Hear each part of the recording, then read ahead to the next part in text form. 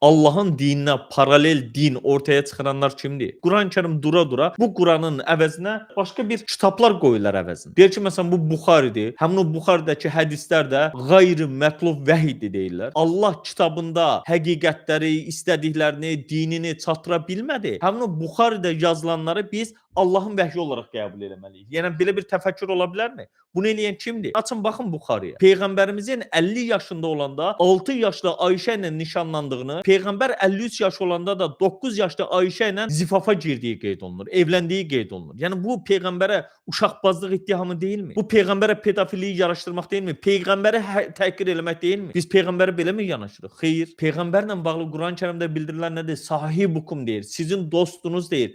Biz peyğəmbərlərimizi dostumuz olaraq qəbul edən insanlarıq. Peyğəmbəri ucaltmırıq. Haşa onların dedikləri kimi aşağılamırıq. Peyğəmbəri özümüzə yaxın bilirik. Allah bizə sahibukum dediyi peyğəmbərləri biz bəli öz dostumuz olaraq qəbul edirik. Onların adı çəkiləndə əlavə sözlər əlavə eləyib özümüzdən uzaqlaşdırmırıq.